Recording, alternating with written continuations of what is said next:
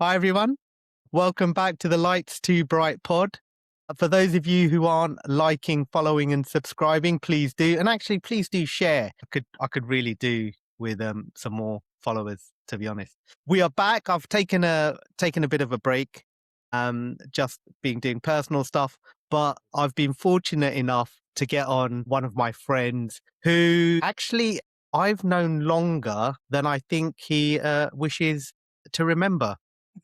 I remember the first time I met him because I was leaving to go to the US. And as with most things optometry, he was a friend of a friend and he came to my leaving party. Then what happened was he totally forgot that he knew me and or chose to ignore me. And during COVID, when as part of one of the side hustles that he has, he did some introductions to optometrists during COVID and what we were doing. He introduced himself again. And I'm sitting there thinking, I know this guy. I'm pretty certain I know this guy. And at no point has he said, you know what, Kale, we've met. I'm friends with Ange. I came to your birthday party. At no point did he mention that. And then it clicked for me and I had to bring it up. So I don't know if he's embarrassed or maybe, that in 2005, I was embarrassing. I don't know. Anyway, I would like to introduce my friend for a long time, Mr. Karmelo Modina. Hello, mate. Hey Kaya, it's nice to be on here. And this time in the evening, I'm usually winding down, but to be honest with you, this feels like part of my routine. I appreciate it, dude. I appreciate you taking the time. I mean, it is late. Normally, try and get these done early. I know people are busy, right? Life gets in the way. Yeah. And you're trying to look after yourself. You want to get a bit of exercise in, all this kind of stuff. It runs a bit late. So I do appreciate you taking the time. Now, like I said, Carmelo, I've known you for a long time now, and I've pretty much know a lot of your journey. But for the audience, at the moment, what do you do? Great question, Kaya. And if you asked me this 2 months ago, it'd be different. And if you asked me a year ago, it'd be so different. So I work 2 days a week in independent practice on a consultancy agreement in a practice that I used to co-direct. And I also work at the Dry Eye Centre in central London, and I do some work in the community. I think best described as community ophthalmology clinic, simply a triage clinic, the bridge between primary and secondary care, where ultimately we have to work autonomously as optometrists to decide whether these optometrists and GP referrals need to go to secondary care, whether I as an IP optom can manage them myself independently, or whether they don't need any therapeutic management at all and they can go back to primary care. So that's my week. It's quite diverse. That's a work week, but not to mention in the evenings and on the weekends where out of the box optics takes up my time, my original baby, out of the box optics. And on top of that, you can't say fatherhood is work. It can feel Yeah, like you can. sometimes. You can. It can feel like it sometimes, but yeah, that's my week in a nutshell currently. Okay. So I think a lot of the audience will understand the job stuff. But again, you're my friend and I'm happy to give you as much promo and as love as possible. Yeah. So just again, for the audience, what's out of the box? Ever so quickly, because we'll come around to why it started, but what is out of the box? Yeah, so out of the box optics is in its current form a dedicated platform for early careers optometrists. So undergraduates through to pre-reg and newly qualified optometrists. We provide a platform for training and education. We specialize in early careers development. So for example, pre-regs under the current scheme for registration, we arrange OSCE mock events, sessions, case record deconstruction, and one-to-one tutoring. We've got a bank and a team of great optometrists ready and willing to help those in need. And we also do a lot of work with university students promoting curiosity in the field, charitable giving and volunteering expertise, and sharing knowledge. So that's out of the box optics in a nutshell. Nice. And I think it's fantastic because, at uni it's tough. You go from school, you go to uni, and actually particularly those early years, you think you know it and you haven't even realized you've only just started the learning journey. It's only the beginning of the learning journey. Yeah. So to have that level of support is great. So, dude, I mean, you are well versed in optometry. You seem to have clinical covered. You got education covered. Did you did you always want to be an optometrist? Was that the goal in life? Wow. So as far as I can remember, it was the first thing that I thought I can actually do as a profession. I mean, when you're Okay. younger, if you're athletic, which I'd say I was, I had dreams maybe of playing basketball and being, 5'7" Filipino, short in stature, but maybe big in facial expression. Not quite sure that was adequate enough to go pro when it came to basketball. But all jokes aside, I needed to have an eye examination. I could hardly see the board at some point, and I realized that this wasn't normal. So I took myself to my first eye examination. The world opened up. When the optometrist shows you your prescription and you can suddenly see what you weren't able to see, there's a turning point. And that was the turning point for me. I thought what I had just experienced was something I could do. And then from then on, I just pursued it. So, I pursued it. I knew what the requirement was for college, done my A levels, and then went off to uni, and I knew that's what I wanted to do and that's what I was focused on. So other than, being a basketball player professionally, being optometrist, being an optometrist was the next best thing. I also had dreams actually of having my own barbershop.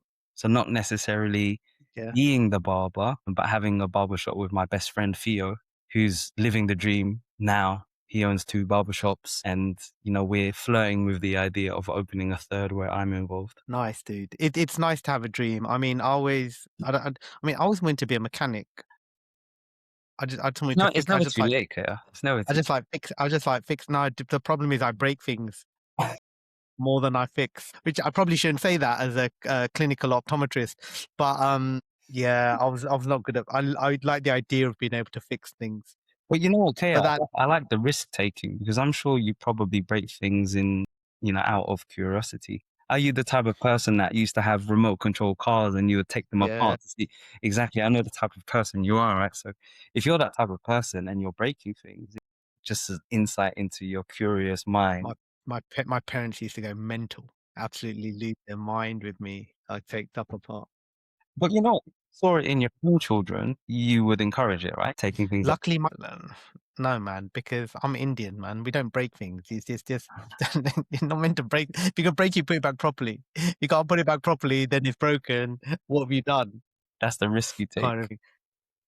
Um, where did you grow up? Where's home? Okay, so I grew up in North London. I was born in the Philippines, but I've spent most Oh, of my life in North London. I grew up here. yeah, and that is where you are now. You're back in North London. Yeah, back in North Yeah, London, which is quite a surreal experience, really, because one of the practices that I used to earn, the Eyes on Broadway in Highgate, is around the corner from my secondary school. right. So that's like a trip down memory lane. And to think now, when I catch up with my friends from school, when we talk about the practice and how close it is to secondary school, it makes you think that, at that time you were oblivious, had no idea of what's around the corner, literally, and in the future, what's going to happen, what you'd make for yourself. And having a practice around the corner from your secondary school is a bit surreal. Where did you go uni, dude? Anglia Ruskin in Cambridge. Yeah.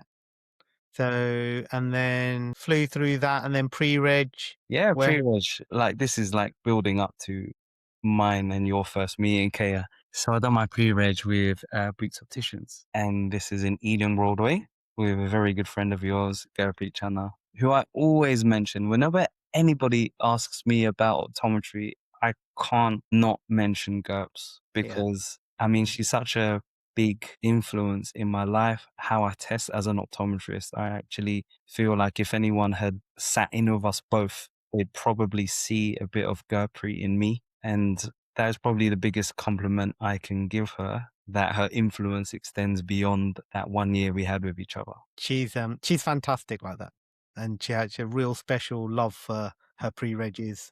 Yeah. And she makes sure she had a good bond with them. From what I've seen from her pre-regs that I've met, I mean to date, and I guess they probably wouldn't say it to me, but because I am good friends with her, but I've never met an ex pre-reg of GURPS go. She was a weird one, you know. Dude, and I knew GURPS was different. And I knew my life was changing when my first day in pre-reg, She took me to a restaurant at lunch. Now it's commonplace. Lunchtime, whatever, a person may think it's normal to go to a cafe, right, or a restaurant, right? But I remember I've just come out of uni. I started my pre-reg. I'm already nervous and apprehensive about doing your pre-reg. And my first day, it's like, oh, Carmelo, let's go lunch. And it's this Italian restaurant in Ealing Broadway. And this word wasn't circulating at the time. But I'd say now, looking back, that was just a bougie thing to do to go That's to. GURPS. GURPS is bougie. I know. And yeah, I'll always remember that because that was the point where I was thinking, okay, so this is what adulting is like, going to a restaurant on your lunch break, forget the Boots meal deals and putting points on your Advantage card. This is the life I want to live. So then how long did you stick around with Boots? So when I qualified, I'd say about 10, 11 months. Okay. I didn't do a year. But I mean, my memory is a little bit shady because this was how long ago? 15, 16 years ago. So Yeah. I think if it was a year, it wasn't that long after a year before. So and then what made you decide to, because so you're slightly of the generation slightly behind me where people would go into Boots career optoms, right? And they were Boots till they died, right? Absolutely. So but what changed for you? Okay, so what changed? Nothing and everything. So nothing in that I was still the same person in that itchy feet, always looking at new opportunities, always developing interests year on year. And the repetitive nature, the monotony of what I was doing was really grating on me. And I felt like I just needed a bit more to stimulate me on a day-to-day basis. And the commute also wasn't great. And I found myself enjoying the commute, not necessarily the length of time, but what I could do in that commute. So whether it be learning something new, writing things, creative writing, things like that. And it just made me realize that what I do in my commute, the feeling that I get when I do what I do in my commute is the type of feeling that I want every day. And I want work to not feel like work. So fortuitously, round about the time I was feeling this way, I got a few emails and phone calls from the faculty at Anglia Ruskin inviting me back to do a research project. And I just took it as a sign that this is probably the way forward for me. And the thing about having a great university experience is that if anything happens at the university and you're invited to come back, I think what comes with the nostalgia is just the encouragement to go back and relive that experience again. So that was one of the really big attractions to go back to university, is to maybe feel those feelings again. So I was invited to come back. It was a research project on binocular rivalry. We won't go into that specifically, but I wouldn't understand anyway, mate. I wouldn't understand anyway. no, you know what? A research project in psychodynamics, is, thinking about it now, like I went back to university to do that, over anything else. I must be mad, but it made me really appreciate the lecturers, the academics that dedicate themselves to pushing optometry forward through research and experimentation and collaboration. But I think the main attraction for me in hindsight was not necessarily the research itself, but the opportunities that came with the research, because the project included teaching. So it was part of the job role to supervise undergraduate optometry students at all levels. And I'd always considered myself a good teacher. I enjoyed that. I felt like it enforced my own knowledge base and it encouraged me to say to myself, well, maybe I do know something. I'm on the right track. And that's probably what I was looking forward to the most. Going back and spending time with people at the early stage of their career, wanting to learn, wanting to graduate, and then wanting to qualify. I mean, that is amazing. I've been through 2 universities and no one's ever invited me back. So I suspect that says a lot about me as a student and my relationship building at university. But I didn't know. So do you have a master's then? Is that what you ended up doing? Was it a master's or was it just a kind of job and research project at the same time? So it wasn't actually advertised as a master's, it was advertised as a doctorate. And of course, you have to go. PhD. Yeah, a PhD. Yeah. So you have to go through those stages. But like my first job at Boots after qualifying, I didn't last a year. So Okay. yeah. And maybe similar reasons, but I think one of the things that I struggled with, and this is just outside the personal things that were happening in my life at the time. One of the things that I struggled with that particular research project was to find a clinical application, Okay. because I think when you're an optometrist, it's not the best description, because we've got so many different roles within optometry that when you just say optometrist, it doesn't tell you anything. But I'd say the best way to describe my interest in optometry is the clinical side of things, but also the teaching and education side of things. So I struggled with the fact that I couldn't really find a clinical application to the research that I had delved Yep. into. And the team that I was working with, their thoughts on the research, it became very clear that the design or the intention of the project was not to have a clinical application. So I didn't, it's not that I lost interest, but I think the original inspiration from first being told about the project and my mind going into, excellent, how can I apply this clinically? Yep. And then hitting a brick wall when I realized maybe the intention is to not apply it clinically at this stage. I think that was the point where I started to lose interest. So So I'm really, really glad you brought that up because, and the way you actually said it is, no, most people think of optometrist as X and Y, right? And you know, I've been kind of harping on about this level of podcast. You guys came on during COVID when I did that kind of webinar about different professions, professional diversity within optometry, right? exactly, yeah. And you know what you brought up is it's a really interesting point, a point that I don't think enough students know is about the diversity of what you can do once you have an optometry degree. For those who want to be clinicians, you can do it. For those who don't want to be clinicians, and there are many people who don't want to be stuck in a room with no windows. There are different opportunities out there. And I'm glad you brought it up because for a long time I thought it was just me. I just thought, okay, I'm stuck. I don't know what to do.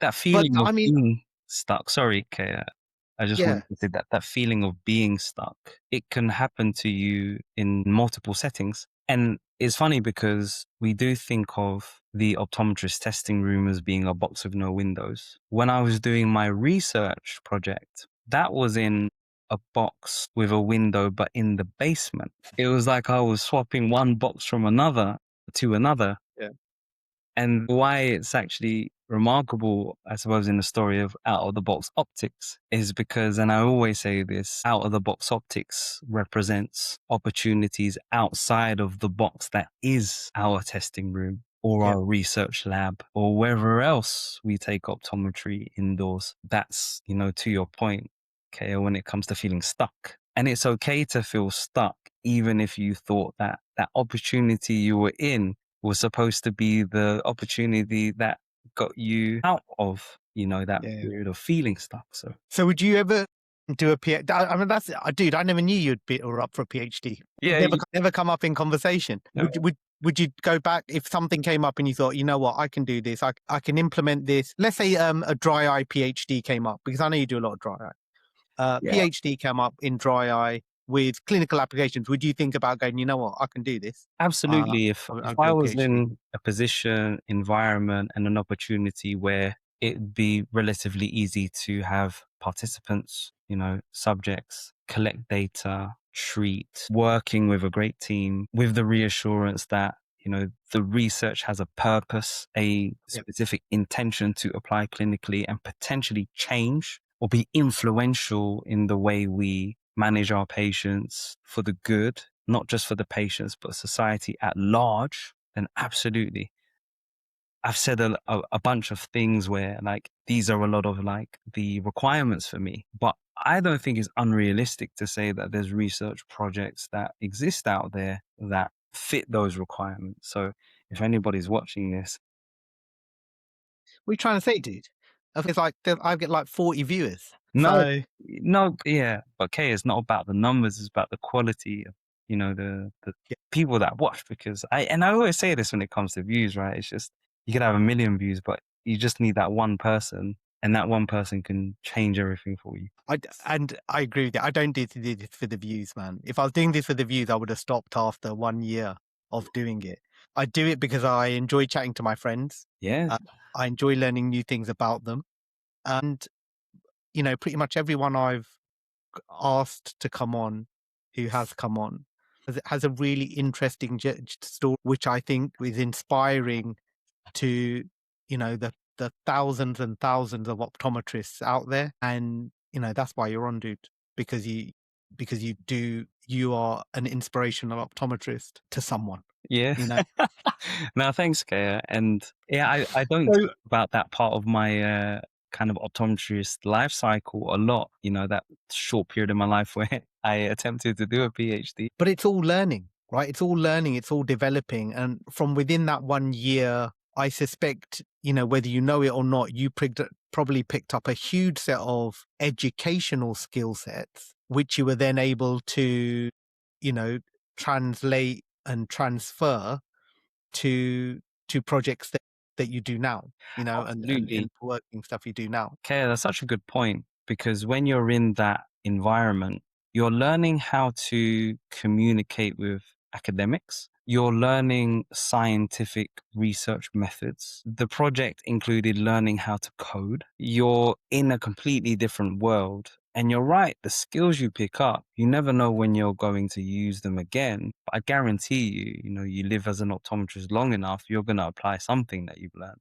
So I don't have any regrets about that period of my life. And it led on to teaching. It developed my skills as a teacher and educator. And eventually, because, I wasn't working at the time, it led to locum work, which is a great interim period before doing something, a bit more stable. So I only have good things to say about it. So PhD got a bit frustrated. I think you got frustrated at lack of a target. Research for the sake of research, you were like, I'm not sure. So what did you do after that? So I done some consultancy for Ultralays. So I don't know if you Okay. remember one of Yeah, the I know. I remember Ultralace. Yeah, yeah. main refractive surgery companies, and they were opening a new clinic in Norwich. And you know what it's like, that part of the country, very difficult to get optometrists in primary care, let alone, private clinics providing laser eye surgeries. I felt like maybe I was a bit of an experiment, but I was willing to I Yeah. was I moved back to London, Kea, and my commute to Norwich and back 3 days a week, right? Which meant that I may have been traveling 3 hours or more return journey, Yeah. but my hours were quite short in Norwich, almost as long as that return commute. And I was working with one other person, legend. I learned so much. It was the first time I was working as the sole optometrist. And the skills that I picked up in that period of my life, I've used in the last year or so doing the same consultancy for Optegra.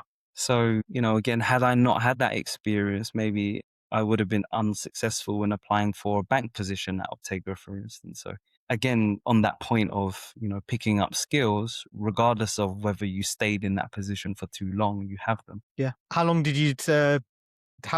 you able to do the commute before you went, I can't do this no more, man. This is killing me. It's the winter. It's the winter that kills you. Summer's not too bad.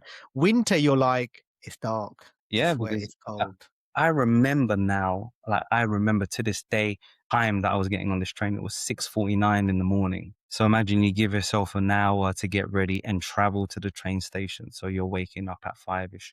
And like, I was younger at the time, so I suppose I could. But doing that journey 3 days a week, you'd only really have the tolerance to do that when you have less responsibility. But to answer your question, I think I was doing that for, again, just under a year. Okay. And then there was some structural changes happening at Ultralays. Essentially, the company went into liquidation, and anyone that was employed had, I'd say a decent payout, though I felt really lucky because I hadn't been there for long. All Yeah. my eggs weren't in one basket because I was only working there 3 days a week. And I felt really sorry for everybody else who was working there full time. And then that just led to locum work. Okay, a mix of Okay. multiples. and independent optometry clinics, just finding my feet. And that just opens up your whole world, when you locum, because that's Yeah.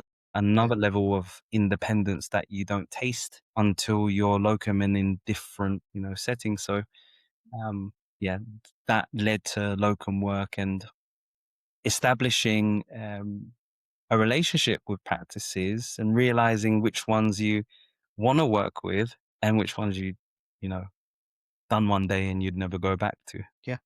And I think that with lots of things in life, locoming gives you that opportunity to go, thank you, but this is not a partnership that works for me. I appreciate the opportunity. Good luck, and you just move on.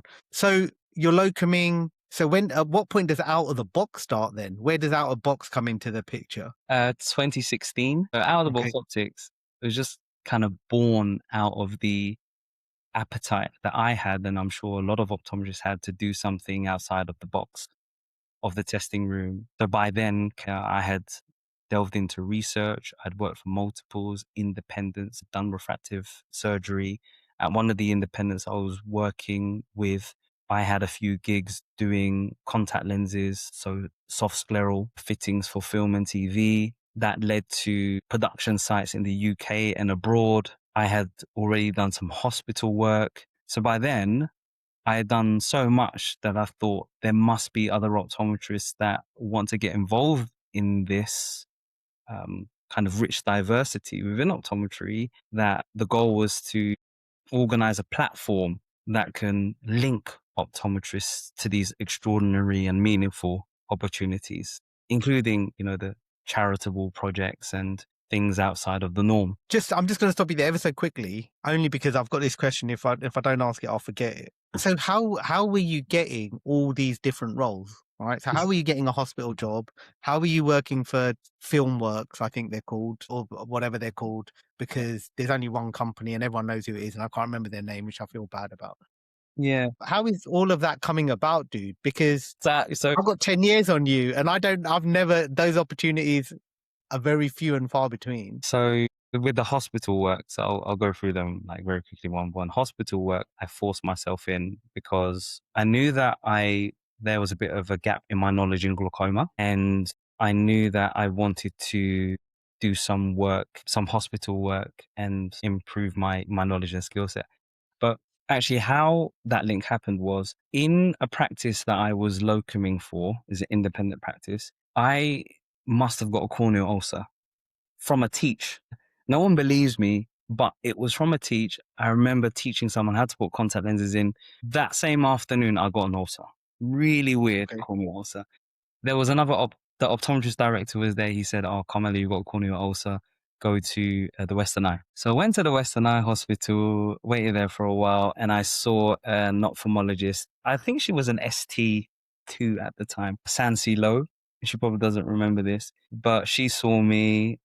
She went through the management with me. She was really interested that I was an optometrist, and I thought, let me shoot my shot. I said, yeah, I'm interested in doing some work in glaucoma. What are you saying? So she said, she took out her phone. She got onto her email. She was writing an email to Mr. Faisal Ahmed, and she was telling me what she was writing. Dear Faisal, we've got an excellent optometrist here who's interested in doing some glaucoma work. Would you take him on an honorary contract?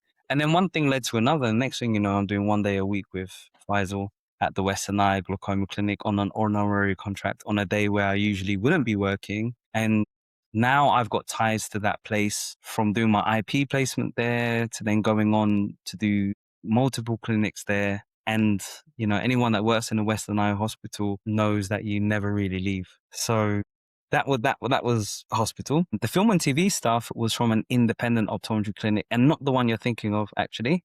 Okay. So this was the Optical Studio in Pimlico. They've got multiple practices now in Surrey. Right. It goes by another name, by the way, their film and TV work. I can't remember what the actual company name is, but simply they said, we have a side business working on film and TV productions. A lot of the actors come here. You just need to do a soft scleral fitting. Mind you, I'd never fitted one before. The optometrist showed me and just said, get on with it. it's not as a lot more straightforward than I think a lot of people think it would be. I find it so much easier than, fitting, hard sclerals. But that opportunity just opened my eyes, Kia, because, we're doing the core optometry stuff. And the next thing you know, you feel the excitement from, actors and actresses that you watch on the big screen. They're coming, they're Yeah, talking about, the production that they're going to be involved with. And you just get fully involved. yeah, And you end up making celebrity friends, which is always nice. And then that led to some work abroad. A production may have the budget for an optometrist to go out to Gran Canaria, for instance, and fit some special effects contact lenses to one of the actresses. And the company would ask, well, Carmelo, are you free to go? And I'd clear my schedule so that I could go for the weekend. And yeah, then, yeah, I realized it's 9 to 5, but a different 9 to 5, because you may be on set from 9 p.m. to 5 a.m. watching the yeah. same scene over and over again and not knowing where they're going to need their optom to take the contact lenses out and check the eye. So it's a different type of job. Yeah. I'm that's like me with the sports stuff. Yeah. I proper fanboy. And so I just admit it off the bat. I'm like, I'm gonna fanboy, right? Because like you're living my best life.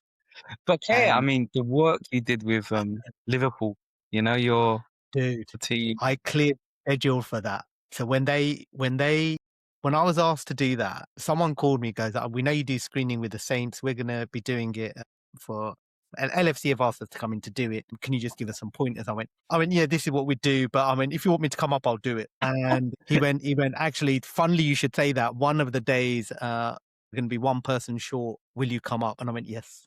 He went, but it's on this day. I went, yeah, it's fine. He went, have you not got clinic? I went, not now. So aside from that, we actually composed. You kept your composure, or were you not hiding your excitement? I did really well because when we look after the Saints, so I've got really good relationship with the Saints now. So we're like coming up to 10 years. And so I take selfies with the players and all sorts. And I just, it's just, they come for a screening with me, they're getting a selfie and that's what I do. With the Liverpool gig, it wasn't my gig. It was someone else's gig. And so I was on their ticket. So, and they'd said, had to be more sensible about it in terms of no selfies and stuff like that. I went, fine. I had to respect that. I was You just had happy that to be involved. conversation. Yeah. Yeah, but weirdly, so we look after the PGMOL, right? So Yeah. Yeah. so everyone's we don't look after PGL. We are accredited to look after PGMOL refs, Okay. right? So I had a ref come in who's an ex-footballer, and I said to him, "Oh, and I wanted to take selfies." He goes, "You should have asked." He goes, "Every single one of those footballers would have gone, yeah, not a problem." Wow. Because they're so used to it and they don't mind doing it. And I was like, shit, man. So I saw Mo, I saw Trent, like that. It was that championship winning team, right? I saw all of them. I Yeah, saw but all of yeah, them. what level of like fanboy fandom like did you achieve there? Like when Mo Salah came in, were you going Mo Salah, Mo Salah? No, no, dude. I was proper professional. So this is why I don't see family, right? Okay, Because people struggle to differentiate non-working care from working care. So right. when I need to switch it on, dude, I saw the Champions League Cup when I was in the building wandering around. I was just like, wow, One of the this best days of is your life. amazing. Yeah. Yeah, yeah, without shadow of a doubt. Without shadow of a doubt. Okay, I'm It's just great. gonna send it up there that I can do some stuff at United. I think if they do, I'll find out for you. I think we know the guys who do it or who have done it in the past. Hook me up because I recently saw that they have their own in-house barber, and I was thinking that could have easily been me. That could Yeah. have easily been In a me. different life. In a different life. No, You in could have this been there. one, Kay, I've still got my clippers. But yeah, Kay, honestly, if that connection, happens, then you have to tell me. All right, I will do. I will Thank do. If it comes up, if Man United comes up, I will do it. Right, let's get back to work stuff. You've seen the world. You've done hospital work. Um, so you've started out of the box. Did you start that on your own and then did your partner come along, or did you and your partner meet and then develop it together? You know who I'm talking about. He knows who I'm talking about. He'll probably be you. listening to this. Yes, I Um, approached Gudgeon actually because yeah. one of the first things I wanted to do with Out of the Box Optics was to get optometrists involved with charity work.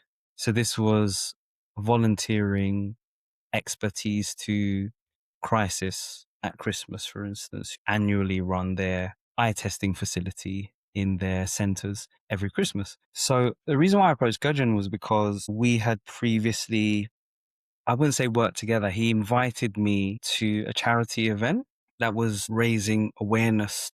And I think Gudgeon, and I hope you wouldn't mind me talking about this, he had lost his nephew to Okay. blood cancer. He invited me to come to this event and I was just really inspired. And I thought I was inspired by Gudgeon more than anything. So when I thought about out of the box optics and how it could encourage and inspire people to get involved in charitable work, he was the first person I thought of. So when I approached him and we talked about it, it was just the chemistry was there. Mind you, I had known Gudgeon for years. He was doing the dispensing course at Anglia Ruskin whilst I was doing optometry. He was the year above. So we didn't always see each other, but we knew of each other. We had been to the same kind of societies, university societies. And it was like a match made in heaven because the moment we started talking about what we can do in optometry, it spiraled and then Yeah. talked about doing some work with pre-regs. And then the ideas just, grew and grew. And then, in 2016, we had done our first OSCE tuition day. And I remember that day, it was, 5 students didn't really know how to pitch it in terms of, um, how much you charge for that kind of thing. And then it just, grew and grew and grew. And here we are, 10 years later. I think you guys must be one of the first people to have been offering that, as far as I knew. There seems to be more people offering those kind of additional services now. So it's tough when you're pioneering that stuff and you just don't know where to pitch it, and you learn as you go along. I think while we're talking about it, I think this is a really good time to just shout out to Optoversity and your annual challenge for third years, fourth years, however this clip thing's going to work for you guys, and promote that does that you guys do some good charity stuff, um, and tie it in with learning, um, which is fantastic, which is really good and very commendable. But every year, Optoversity university students from the UK, those who can be bothered to get their ass into gear. I can say that. You can't say that. You're an organizer. I can say that. Those who can be bothered to get their ass into gear, have a bit of fun, meet some of their peers, Yeah, see who comes out on top, and raise some money for some really good causes. absolutely. And if any students are listening to this and they hadn't heard of it, reach out to Carmelo, reach out to Out of the Box. It's a fantastic, fantastic couple of hours for Yeah. everyone to kind of meet. Yeah, thanks, Which, Kate. And, as the platform has grown, involves optometry students at all levels now. So we have an online one and a face-to-face. The online one is for anyone not in their final year. And the face-to-face one is for any optometrist in their final year. So two different, how can I put this, two different ways of doing Optoversity Challenge. But it's grown into this kind of multimodal format now where we often do the face-to-face one in the north and in the south. And then at the end of the competition, we set up a video link between the team in the north, the winning student in the north and the winning student in the south. And then they go head to head. So yeah, thank you for mentioning Optoversity Challenge, Kea, because it's one of the things that we're most proud of. And you're quite right. It unites university students with the same interests. It encourages competition and thirst for knowledge. It raises awareness for vision care for homeless people. And it also encourages optometrists to think about what they want to do within optometry and meet people in industry that can open their eyes to that diversity. So it serves, I think, a lot of purposes. I'm really grateful to UK for being a part of it, many times, even just talking about it, posting about it. And, I hope we can do more events together with that demographic, especially because I feel like that, and maybe this generation, it's funny because, as we're getting older, we are getting further away from the age at which optometrists are qualifying, that it's often difficult to relate to the same things. So, that's why we like to work with, newly qualified optometrists all the time to stay in touch, really. Yeah. We are, dude, we're flying. We're at like 47 minutes. So I'm gonna do some questions more based on stuff that I know, right? So you've done all of these things, and then you had a period of your life where you wanted to be a practice owner, right? Or be a director within a practice. How did that come about? So what was the decisioning behind, right, I've done all of these things. By the sounds of it, year on year on year, you've made a slight shift. You made a slight shift and you've gone, you know what, maybe I'm ready to settle. Well, I'm going to say one practice, but then it was two practices. And then it was three at one point, wasn't it, almost? Yeah, of But course. yeah, so what made you think about that? What made you contemplate being a business owner? Yeah, so that was a joint venture, Okay. and I could say that it never really was my dream to have my own Okay. practice. I'm just really interested in kind of supporting and facilitating that dream. And it came at a good time, I think, where I felt that I had reached a point where perhaps I wanted to move on and do something new again. But the ultimate challenge of taking on a business and then making it your own, putting your own stamp on it, it was an opportunity that I couldn't refuse. So think about this. The practice is taken over in 2018 from two generations of the same family. And then in 2020, COVID-19. And by then you've already, built up momentum, and then you're just having to freestyle, because you're in the unknown. But fortunately survived that. And then how many years later? So I'm losing track now. 2022, 2023, another opportunity comes about to expand. And then Eyes on Broadway, Highgate happens. And you learn so much, okay, as you know, as a business owner yourself, the things that you never even thought about. The relationship you have with suppliers, getting the best value from your suppliers, dealing with patient queries, complaints, dealing with websites, dealing with misunderstandings, dealing with staff, dealing with the locum that decides not to turn up or forgets. Yeah, so much that happens in the background that I think a lot of people don't know about. That when you're a business owner, all of these things are orbiting around you, and all of a sudden you're dealing with it and developing a whole new skill set that your degree is obviously not equipped to prepare you for. So yeah, a great time in my life. And by the 8th year, so just last year, 2025, I was made an offer I couldn't refuse with regards to selling my shares of both businesses with, a company that connects us both, the Hakeem Group. Not only being made an offer I couldn't refuse, but again, reaching a point in my life where I reflected on things and realized that out of the box optics, my original baby just needed more attention from me. It's like a plant that you realize is growing to a point, and without the right nourishment, it doesn't grow anymore. So yeah, the decision was made, and I dedicate more time to out of the box optics now, and I will dedicate even more time in the next few weeks as I'm, allocating extra time and days in my week for that. And now I'm probably happier in terms of my work week and schedule than I've ever been before. So Which is, I mean, it's nice, dude. It's nice to know that you're happy in what you're doing professionally.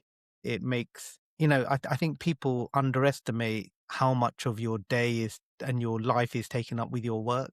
And if you are not satisfied in that environment, it can be difficult everywhere. It impacts everything, whole life. So to be happy in your work is fantastic. And I'm glad and I'm really happy to hear you say that. When did the other charity work start?